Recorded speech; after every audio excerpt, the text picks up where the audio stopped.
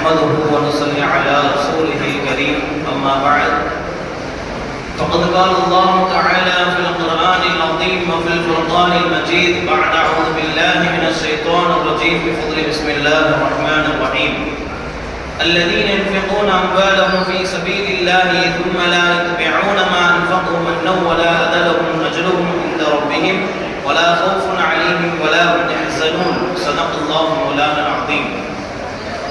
புகழும் புகழ்ச்சியும் ஏன் இறைவனாகிய அல்லாஹ்விற்கு உரித்தாகட்டுமாக.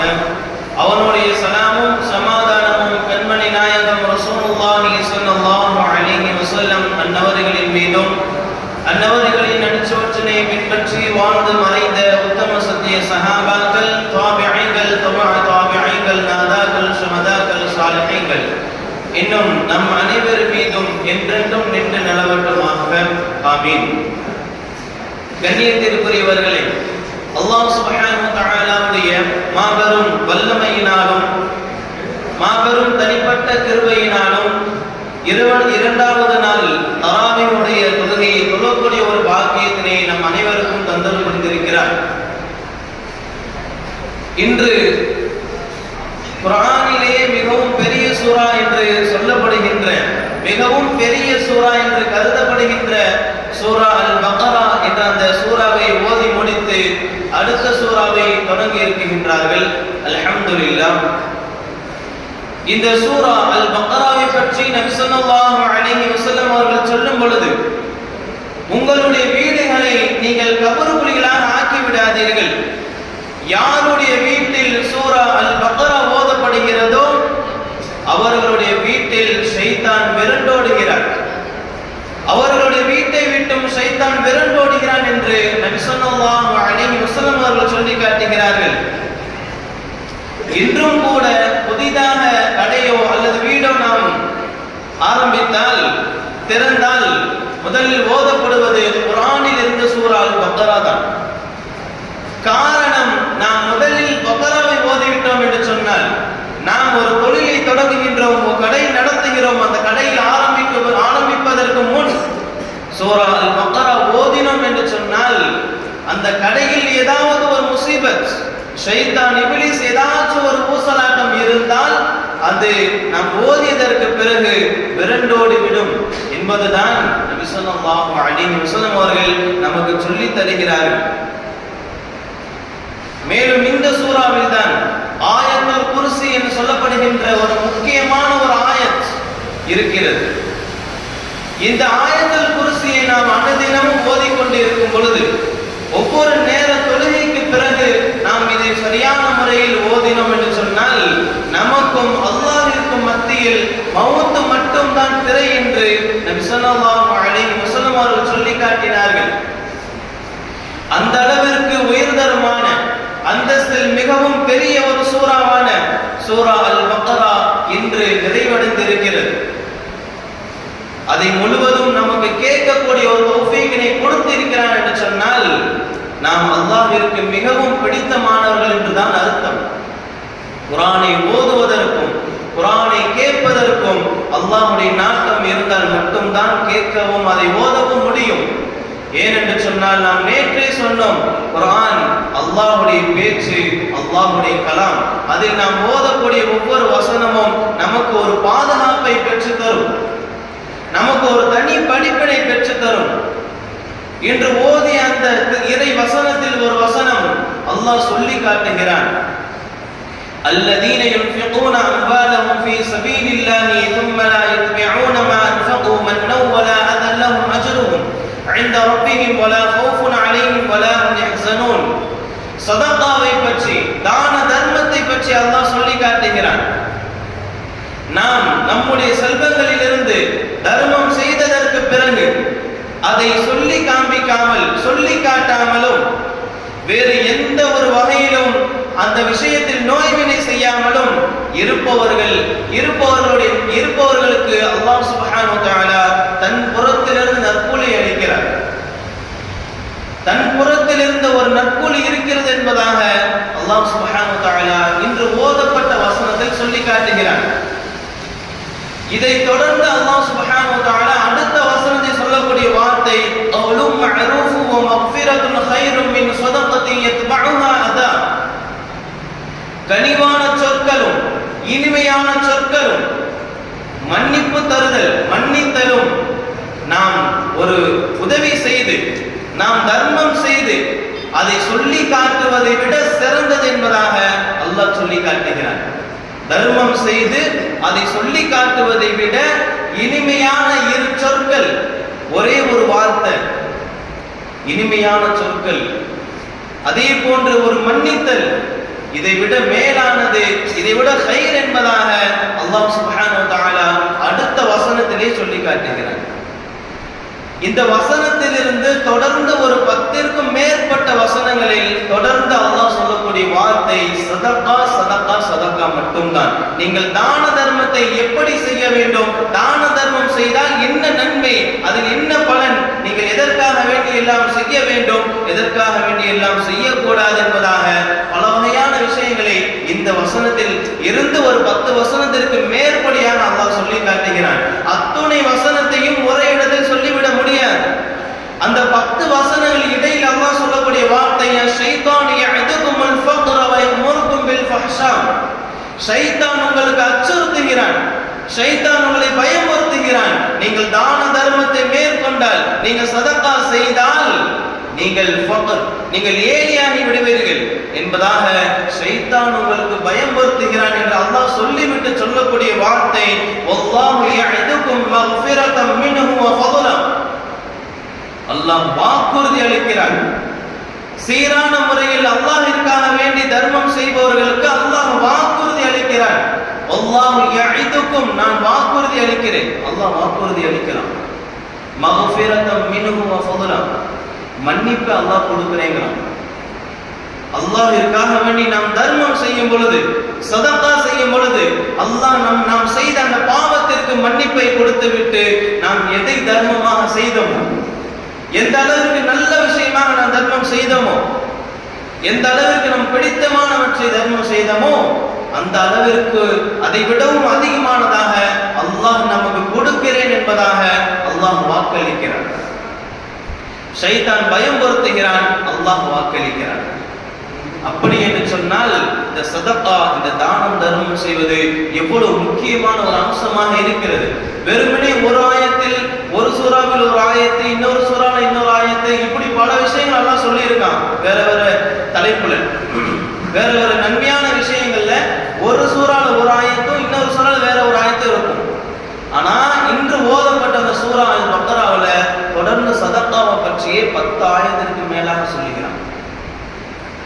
அந்த வசனங்களின் இடையில் ஒரு வார்த்தை வருகிறது, வமா துன்ஃபிகூன இல்லா பிதிகாஅ வஜ்ஹில்லாஹ். அல்லாஹ்வுடைய திருமுகத்திற்காக வேண்டி, அல்லாஹ்விற்காக வேண்டியே நீங்கள் தர்மம் செய்யுங்கள், அதனை தவிர்த்து வீண் பெருமைக்காக வேண்டி நீங்கள் செய்யாதீர்கள் என்று அல்லாஹ் சொல்லி காட்டுகிறான்.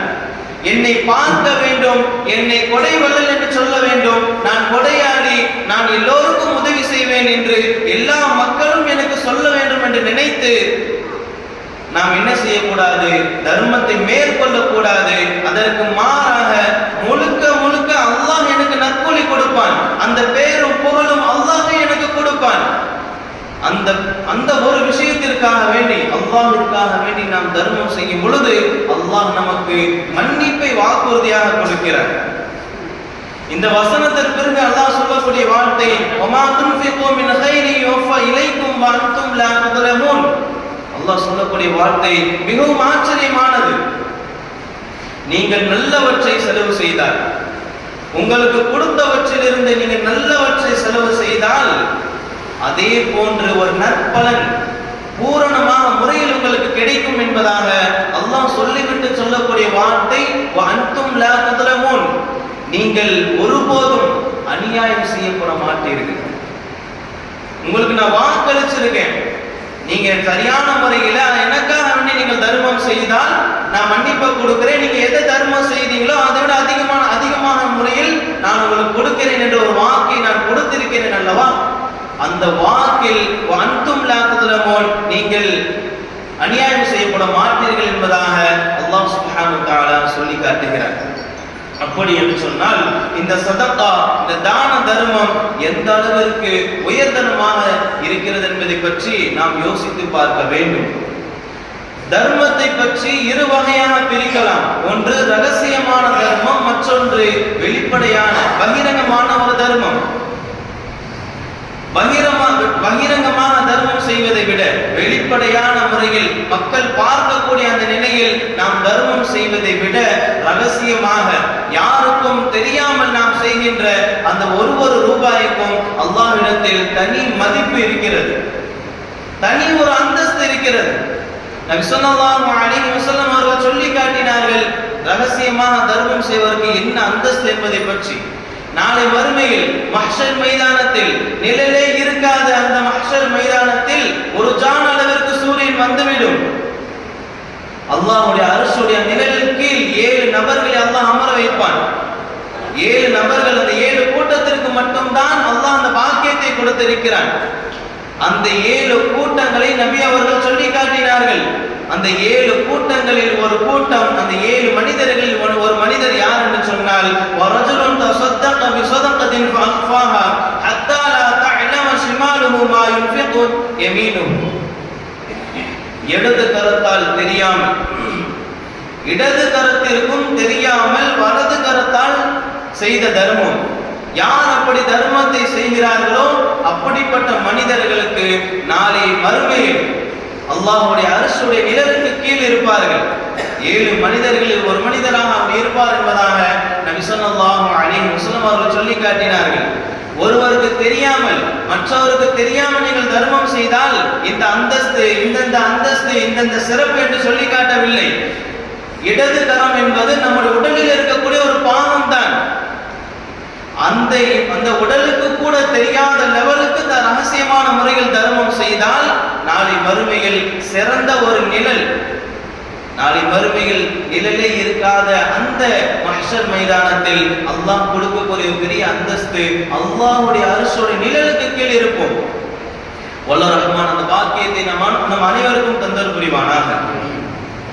இந்த ரகசியமான முறையில் தர்மம் செய்வதை பற்றி நபி ஸல்லல்லாஹு அலைஹி வஸல்லம் அவர்கள் பல ஹதீஸ்களை நமக்கு முன்னால் சொல்லி காட்டுகிறார்கள்.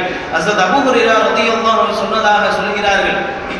ஹஸரத் அபூ ஹுரைரா রাদিয়াল্লাহு அன்ஹு அறிவிக்கிறார்கள், நபி ஸல்லல்லாஹு அலைஹி வஸல்லம் அவர்கள் சொன்னதாக.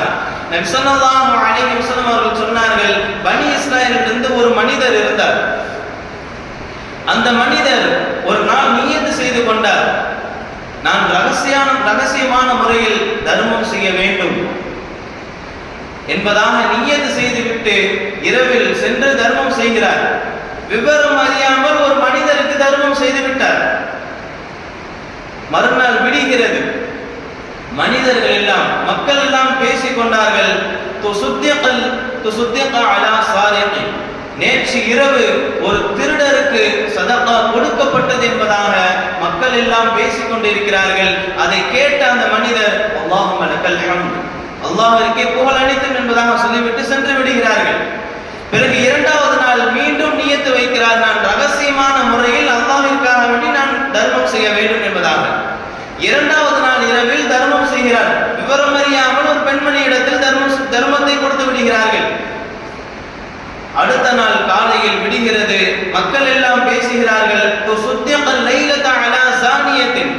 நேற்று இரவு ஒரு விபச்சாரிக்கு தர்மம் கொடுக்கப்பட்டது, சதகா கொடுக்கப்பட்டது என்பதாக. உடனே அந்த மனிதர் சொன்னார், அல்லாஹும்ம லக்கல் ஹம்து அலா ஸானியத்தின், ஒரு விபச்சாரிக்கு கொடுக்க வைத்த என்னுடைய தர்மத்தை, என்னுடைய சதகாவை ஒரு விபச்சாரி கொடுக்க வைத்த அந்த அல்லாஹ்விற்கே புகழ் அனைத்தும் என்பதாக சொல்லிவிட்டு சென்று விடுகிறார்கள். 3வது நாள் இதே போன்று நியத்து வைக்கிறார்கள், நான் அல்லாஹ்விற்காக வேண்டி ரகசியமான முறையில் தர்மம் செய்ய வேண்டும் என்பதாக. அதே நிலையில் இரவு வருகிறது, தர்மம் செய்கிறார்கள். அடுத்த நாள் காலையில் விடுகிறது. மக்கள் எல்லாம் பேசிக் கொண்டார்கள், நேற்றைய தினம், நேற்றைய இரவு ஒரு செல்வந்தனுக்கு சதகா கொடுக்கப்பட்டது என்பதாக. உடனே அந்த மனிதர் சொன்னார், அல்லாஹும்ம லக்கல் ஹம்த் அலா சாதிகின் வ அலா ஸானியத்தின் வ அலா கனியின், ஒரு திருடருக்கு, ஒரு விபச்சாரிக்கு, ஒரு செல்வந்தனுக்கு என்னுடைய சதகா கொடுத்த அல்லாஹ் அல்லாஹ்விற்கே எல்லா புகழும் என்று சொல்லிவிட்டு சொன்னார்கள், என்னுடைய தர்மம், என்னுடைய செல்வம் இவர்களை விடவும் தகுதியற்றது, இவர்களுக்கு கொடுப்பதை விட்டும் தகுதியற்றது. இந்த மூன்று நபர்களும் பாவிகள் தான். திருட்டு என்பது ஒரு பாவம், விபச்சாரம் செய்வது என்பது மிகப்பெரிய ஒரு பாவம். அதே போன்று செல்வதனாக இருந்து கர்மித்தனமாக இருப்பது, கஞ்சத்தனமாக இருக்கக்கூடிய அந்த செல்வந்தன் அவனும் ஒரு பாவி. இந்த மூன்று பாவிகளுக்கு கொடுப்பதை விடவும் என்னுடைய சதகா தகுதியற்றது, அதை விடவும் தகுதியற்றது என்பதாக சொல்லிவிட்டு சென்று விடுகிறார்கள். இரவு ஆகிறது, அவர் உறங்குகிறார். அந்த உறக்கத்தில் ஒரு கனவு வருகிறது. அந்த கனவில் அந்த மனிதருக்கு சொல்லப்பட்டது, அம்மா சதகத்துக்க, உன்னுடைய சதகா, உன்னுடைய தான தர்மம் ஒப்புக்கொள்ளப்பட்டு விட்டது. அலா சாரிகை, எதற்காக வேண்டி ஒரு திருடருக்கு உன்னுடைய சதகா கொடுத்ததன் காரணம் என்ன தெரியுமா? எதற்காக வேண்டி ஒரு திருடருக்கு கொடுக்கப்பட்டது என்று சொன்னால், அவன் அறிந்து கொள்ள வேண்டும்,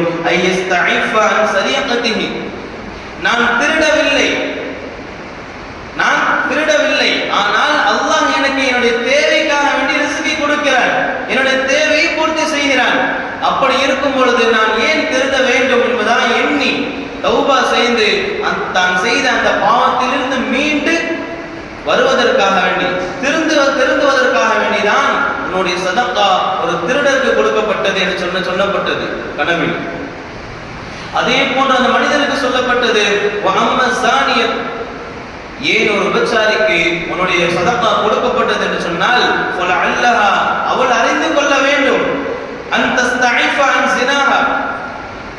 நான் செய்த இந்த விபச்சாரம், இந்த பாவம் இருக்கிறதே, அது மிகப்பெரிய ஒரு குற்றம், மிகப்பெரிய ஒரு பாவம். நான் விபச்சாரம் செய்யாமலேயே அல்லாஹ் எனக்கு தேவை பூர்த்தி செய்கிறான், எனக்கான ரிஸ்கை அல்லாஹ் கொடுக்கிறான் என்று எண்ணி ரோஷப்பட்டு தான் செய்த பாவத்திலிருந்து மீண்டு தௌபா செய்து திருந்துவதற்காக வேண்டிதான் உன்னுடைய சதகா ஒரு விபச்சாரிக்கு கொடுக்கப்பட்டது என்பதாக கனவில் அந்த மனிதருக்கு சொல்லப்பட்டது. அதை தொடர்ந்து கனவில் அவருக்கு சொல்லப்பட்டது என்னவென்று சொன்னால், ஏன் ஒரு செல்வந்தனுக்கு உன்னுடைய சதகா கொடுக்கப்பட்டது, அவன் அறிந்து கொள்ள வேண்டும்,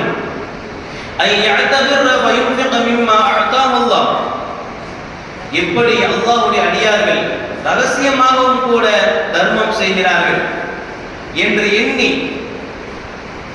தான் செய்த அந்த தவறு கஞ்சத்தனமாக இருந்தது, செல்வதனாக இருந்து தான் சம்பாதித்த அந்த செல்வத்தை எல்லாம் சேகரித்து வைத்துக் கொண்டு யாருக்கும் கொடுக்காமல் இருந்ததை எண்ணி வருந்தி திருந்தி கொள்வதற்காக வேண்டிதான் ஒரு செல்வந்தனுக்கு உன்னுடைய சதகா, உன்னுடைய தான தர்மம் கொடுக்கப்பட்டது என்பதாக அந்த கனவில் அந்த மனிதருக்கு சொல்லப்பட்டது. ஏன் இந்த மனிதருடைய அந்த தான தர்மம், அந்த பணம் ஏன் இவர்களுக்கு கொடுக்கப்பட்டது? இவர்களுக்கு இந்த மூன்று பாவிகள் கொடுக்கப்பட்டு இந்த தான தர்மத்திற்காக வேண்டி ஏன் அவர்கள் திருந்தினார்கள் என்று சொன்னால், முதலில் அவருடைய நியத், நான் ரகசியமான முறையில் தர்மம் செய்ய வேண்டும், முழுக்க அல்லாஹ்விற்காக வேண்டி தர்மம் இருக்க வேண்டும் என்பதுதான் அவர் நியத். அந்த நியத்தின் காரணமாகத்தான், அந்த ரகசிய அந்த தர்மத்தின் காரணமாகத்தான் அல்லாஹ் சுப்ஹானஹு வ தஆலா இப்படிப்பட்ட ஒரு பெரிய ஒரு மாற்றத்தை அல்லாஹ் கொடுத்தான். இப்படிப்பட்ட ஒரு விஷயத்தை ஒப்புக்கொண்டதான் அல்லாஹ் ஆக்கி கொண்டான். இதற்கெல்லாம் காரணம் சதகா, அது ரகசியமாக செய்ததுதான். சதகாவை பற்றி நபி ஸல்லல்லாஹு அலைஹி வஸல்லம் அவர்கள் சொல்லி காட்டினார்கள், அஸ்-ஸதகத்து துஜீஃபுல் ஹதீயத கமா யுத்ஃபியுல் மாஉன் நார். நெருப்பில் தண்ணீரை ஊற்றினால் எப்படி அணைந்து விடுமோ அதே போன்று நாம் செய்கின்ற ஒவ்வொரு சதகாவும், ஒவ்வொரு தான தர்மமும் நம்முடைய பாவங்கள் அனைத்தையும் அழித்து விடுகிறது என்பதாக நபி ஸல்லல்லாஹு அலைஹி வஸல்லம் அவர்கள் சொல்லி காட்டினார்கள். அதே போன்று நாம் சதகா செய்கின்ற நிலையில் இவ்வளவுதான் என்று வரையறுத்து செய்யக்கூடாது என்பதையும் நபி ஸல்லல்லாஹு அலைஹி வஸல்லம் அவர்கள் தடுத்திருக்கிறார்கள். அஸ்மா ரலியல்லாஹு அன்ஹா அவர்கள் சொல்லுகிறார்கள், நபி ஸல்லல்லாஹு அலைஹி வஸல்லம் அவர்கள் சொன்னதாக நபி அவர்கள் சொன்னார்கள், இவ்வளவுதான் கொடுக்க வேண்டும் என்று வரையறுத்து கணக்கிட்டு நீ செலவு செய்யாதே, சதகா செய்யாதே. அப்படி நீ செய்தால் அல்லாஹ் உனக்கு கொடுக்கக்கூடிய அந்த கொடை, அந்த அருளை கணக்கிட்டு கொடுப்பான் என்பதாக நபி ஸல்லல்லாஹு அலைஹி வஸல்லம் அவர்கள் சொல்லி இருக்கிறார்கள். இதே போன்று ஆயிஷா ரலியல்லாஹு ரலியல்லாஹு அன்ஹா அவர்கள் நபியிடத்தில் வந்து தான் செய்த அந்த தர்மத்தின் அளவை சொல்லுகிறார்கள். உடனே நபி அவர்கள் சொன்னார்கள், நீ தர்மம் செய், ஆனால் கணக்கிட்டு தர்மம் செய்யாதே, இவ்வளவுதான் என்று வரையறுத்து கணக்கிட்டு நீ தர்மம் செய்யாதே. அப்படி தர்மம் செய்தால் அல்லாஹ் உனக்காக வேண்டி வழங்கக்கூடிய அந்த அருட்கொடை, உனக்காக வேண்டிய அந்த ரிஸ்க் கொடுக்கிறான் அல்லவா, அதை அல்லாஹ் வரையறுத்து கணக்கிட்டு கொடுப்பான் என்பதாக நபி ஸல்லல்லாஹு அலைஹி வஸல்லம் அவர்கள் சொன்னார்கள். ஏன் கணக்கில்லாமல் கொடுக்க வேண்டும் என்று சொன்னால், நாம் செய்கின்ற ஒவ்வொரு சதகா நம்முடைய சொத்து, நம்முடைய செல்வமே அதுதான். அப்துல்லாஹ் இப்னு மஸ்ஊத் ரலியல்லாஹு அன்ஹு சொல்கிறார்கள், நபி ஸல்லல்லாஹு அலைஹி வஸல்லம் அவர்கள் சஹாபாக்கள் மத்தியில் சொல்கிறார்கள், என்ன சொல்கிறார் என்று சொன்னால், உங்களில் யாருக்காவது நம்முடைய செல்வத்தை விடவும் தம்முடைய செல்வத்தை விடவும் தம்முடைய வாரிசுகளின் செல்வம் விருப்பமுடையதாக இருக்குமா என்று கேட்கும் பொழுது சஹாபாக்கள் சொன்னார்கள், எங்களுடைய செல்வம் தான் எங்களுக்கு விருப்பமுடையதாக இருக்கும், விருப்பமானதாக இருக்கும் என்று சஹாபாக்கள் நபியிடத்தில் சொன்னார்கள். நபி ஸல்லல்லாஹு அலைஹி வஸல்லம் அவர்கள் அதற்கு பதில் தருகிறார்கள், ஒருவர் இறப்பதற்கு முன் அறவழியில் எதை செலவிட்டாரோ, அல்லாஹ்விற்காக வேண்டி எதை செலவிட்டாரோ அதுதான் அவருடைய செல்வம். எதை அவர் விட்டு செல்கிறார்களோ அது அவருடைய வாரிசுடைய செல்வம் என்பதாக நபி ஸல்லல்லாஹு அலைஹி வஸல்லம் அவர்கள் சொல்லி காட்டினார்கள். நாம் சதகா எவ்வளவு மேற்கொள்கிறோமோ, எந்த அளவிற்கு தான தர்மத்தை அல்லாஹ்விற்காக வேண்டி அல்லாஹ் என்னை புரிந்து கொள்ள வேண்டும் என்பதற்காக வேண்டி நாம் செய்கிறோமோ, அந்த லெவலுக்கு அல்லாஹ் நம்மை நெருக்கமாக ஆக்கிக் கொள்வான். நபி ஸல்லல்லாஹு அலைஹி வஸல்லம் அவர்கள் சொல்லி காட்டுகிறார்கள், அல்லாஹ் கூறியதாக, அல்லாஹ் கூறினான், அன்ஃபிகு யா இப்ன ஆதம அன்ஃபிகு அலைக, நீ மற்றவருக்கு தர்மம் செய், உன்னுடைய செல்வத்திலிருந்து மற்றவருக்கு கொடு, நான் உனக்கு கொடுக்கிறேன் என்பதாக அல்லாஹ் கூறியதாக நபி ஸல்லல்லாஹு அலைஹி வஸல்லம் அவர்கள் சொல்லி காட்டினார்கள். சஹாபாக்களும் இதே நிலையில் தான் இருந்தார்கள். எவ்வளவு சம்பவம் நமக்கு முன்னால் இருந்தாலும் கூட, எவ்வளவு விஷயங்கள் பல பயான்களை நாம் சொல்லியிருந்தாலும் கூட, நம்முடைய மனம் மாற்றம் இருக்கிறதா என்பதை தான் நாம் யோசித்து பார்க்க வேண்டும். ரமலானுடைய மாதம் வந்துவிட்டால் மட்டும்தான் இங்கு பல நபர்களுடைய தர்மம் இருக்கிறது. உலகத்தில் எப்படி இருக்கிறது என்று சொன்னால், ரமலானுடைய மாதம் வந்தால் மட்டும்தான் தான தர்மம் என்பது இருக்கிறது. ரமலானுடைய மாதம் முடிந்து விட்டால் செய்த அந்த தான தர்மம், மனம் திறந்து வைத்த மன தூய்மையாக இருந்த தான தர்மம் எல்லாம் உடனே மூடிக்கொள்கிறது ரமலான் முடிந்து விட்டால். அல்லாஹ் பாதுகாக்க வேண்டும். அல்லாஹ் சுப்ஹானஹு வ தஆலா நபி ஸல்லல்லாஹு அலைஹி வஸல்லம் இருக்கக்கூடிய அந்த காலகட்டத்தில் ஒரு ஆயத்தை அல்லாஹ் இறக்குகின்றான், லன் தனாலுல் பிர்ர ஹத்தா துன்ஃபிகு மிம்மா துஹிப்பூன், நீங்கள் எதை விரும்புகிறீர்களோ அதை நீங்கள் செலவு செய்யாவிட்டால், நீங்கள் விரும்புகிறவற்றில் இருந்து நீங்கள் செலவு செய்யாவிட்டால், செலவு செய்யாமல் இருக்கும் வரையிலும் நன்மையின் உயர்ந்த அளவை நீங்கள் அடைந்து கொள்ள முடியாது என்பதாக அல்லாஹ்வுடைய திருவசனம் இறங்குகிறது. அபூ தல்ஹா ரலியல்லாஹு அன்ஹு அவர்கள் இதை கேட்டுவிட்டு ஓடோடி வருகிறார்கள் நபியிடத்தில், யா ரசூலல்லாஹ், எனக்கு பல தோட்டங்கள் இருந்தாலும் மிகவும் விருப்பமான மிகவும் பிடித்தமான ஒரு தோட்டம் பைருஹா என்ற ஒரு தோட்டம், அதை நான் அல்லாஹ்விற்காக வேண்டி நான் என்ன செய்கிறேன், சதகா செய்கிறேன். அது அவருக்கு மட்டும் பிடித்தமானதா என்று கேட்டால் கிடையாது. மதீனாவிலே, அன்றைய காலத்துல மதீனாவிலே மிகவும் மதிக்கத்தக்க ஒரு தோட்டம் சொன்னா பைருஹா என்ற தோட்டம் தான். அந்த அளவிற்கு உயர்ந்த நிலையில் இருந்த ஒரு தோட்டம், அதை நான் அல்லாஹ்வுக்காண்டி கொடுக்குறேன்னு சொல்லி சொல்றாரு. எந்த அளவிற்கு மதிப்பு என்று சொன்னால், நபி ஸல்லல்லாஹு அலைஹி வஸல்லம் அவர்களே அந்த தோட்டத்திற்கு சென்று நீர் அருந்தி இருக்கிறார்கள், தண்ணீர் குடித்திருக்கிறார்கள் என்று சொன்னால் எந்த அளவிற்கு அது அந்தஸ்துடையதாக இருக்கும். அப்படிப்பட்ட அந்த தோட்டத்தை நான் தர்மம் செய்கிறேன் அல்லாஹ்விற்காக வேண்டி சொல்லிவிட்டு தர்மம் செய்கிறார்கள். நபி ஸல்லல்லாஹு அலைஹி வஸல்லம் அவர்கள் சொல்கிறார்கள், இது மிகவும் லாபகரமான ஒரு விஷயம் என்று சொல்லிவிட்டு நபி அவர்கள் சொன்ன வார்த்தை, இந்த தோட்டத்தை உன்னுடைய உறவினர்களுக்கு நீ சதகா செய், உன்னுடைய உறவினர் சொந்த பந்தங்களுக்கு முதல் நீ கொடு என்பதாக நபி அவர்கள் சொன்னார்கள்.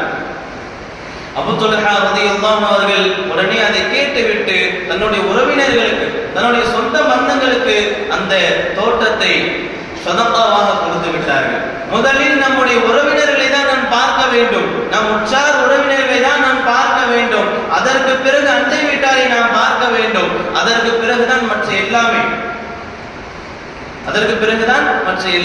சஹாபாக்கள் தனக்கு ஒன்றுனாலும் பரவாயில்லை, ஆனா தன்னுடைய சகோதரனுக்கு எதுவும் ஆயிடக்கூடாதுன்னு சொல்லி நினைச்சாங்க. தனக்கு இல்லைனாலும் பரவாயில்லை, ஒரு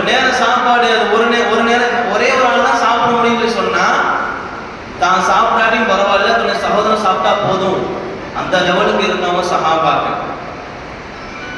அந்த அளவிற்கு சதகாவின் மீது மிகவும் மதிப்புடையவராக இருந்தவர்கள் சஹாபாக்கள். அதனால் தான் அல்லாஹ் பொருந்தி கொண்டேன் என்று அல்லாஹ் குர்ஆனிலே சொல்லிவிட்டான்.